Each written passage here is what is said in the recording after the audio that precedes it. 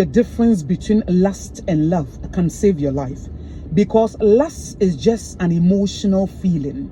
Okay, God gave us our emotions, they are beautiful, but you cannot take a decision based on your emotions, based on how you feel. You have to be logical. You have to look at the evidence. You have to look at certain things, okay, to be able to know that this relationship will take you somewhere. The lust will draw you closer to the person. That craving, okay, that hunger, okay, will get you closer to the person. But at the end of the day, it is the character, it is the love that will sustain you. Love is evidence-based, but lust, it is not based on anything. When you lust after somebody, it is not based on anything. But when you love somebody, it is evidence-based. So I can see somebody and I will feel something. I will feel a craving. I will lust after the person. I will have a strong desire that I want to be with that person. But I don't know the person's attitude. I don't know the person's behavior. It's just that I'm lusting after the person. But you see, young people, sometimes they interpret that feeling as love. Oh, I love him. I love her. And then when you ask him or her, I mean, what has the person done? What have you seen? Okay, what kind of attitude, demeanor, behavior, character have you seen about the person that you can definitely say that you are in love with the person? The person cannot say anything tangible. Okay, it's just a feeling. But if you want to take a decision, if you want to decide the person to live with for the rest of your life, the person that you want to spend the rest of your life with, you cannot take that decision based on your feelings. So for instance, if you are lusting after someone, you are craving for someone, and then you can't wait for the person to touch you, you can't wait for the person to kiss you, you can't wait for the person to make love with you, or make love to you, you can't wait, okay, for the person to be with you. And that same person that you are lusting after begins to mistreat you, begins to disrespect you, begins to walk over you, that lust will not be able to save you. It is the character of the person that will sustain you. That is why when you read 1 Corinthians chapter 13 verse 4, it shows you the attribute of love. Love is kind, love endures long, love is patient, okay? Love does not insist on its own way, or does not insist on its rights. Okay, the attribute of love. So when the lust gives you the opportunity, because we have a lot of people in the world, you cannot lust after everybody. You can meet one or two people that you can lust after. Okay, you have that strong craving, strong passion. When that thing gets you closer to the person, now it's time for you to allow your mind to work. You have to allow your mind to work. You cannot say that because of your feeling, the person may be somebody who doesn't even regard you. The person will be walking on you like that, disrespecting you, dominating you, controlling you, and it's not allowing you to enjoy your life.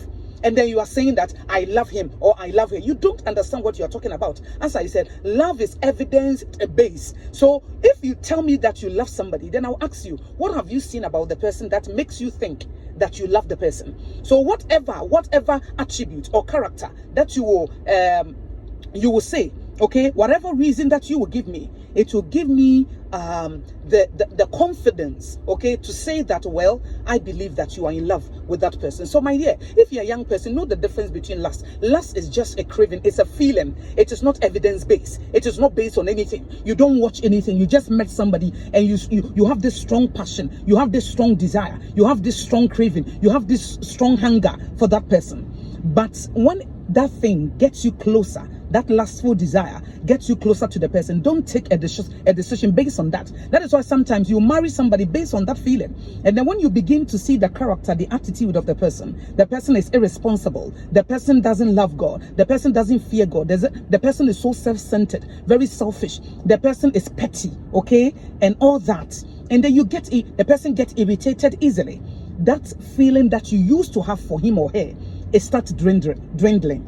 It starts going down. It starts diminishing, dwindling. Why? Because you have seen something that is not congruent with what you are feeling. So my dear, I want to say that it's a beautiful feeling, it's a wonderful feeling, but we don't take a decision based on our feelings. We ensure that whatever that we are feeling, we will just reconcile it, okay, with the person's attribute, with the person's character. And if it contradicts, then I believe that you have to discard that relationship. So you can meet somebody that you don't feel anything for, but you know that the person has a good character, the person is a God-fearing man or woman, the person is sacrificial, the person loves God, the person is responsible.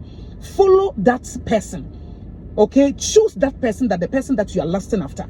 If you have two people, you are lusting after this person who is irresponsible, but this person you don't lust after him or her.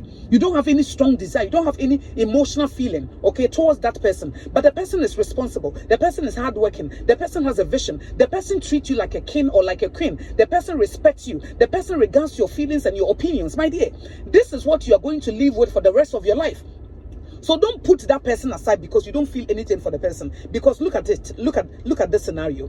The person that you are lusting after, if the person begins to beat you, slap you, disrespect you, I mean, would that feeling save you at that point?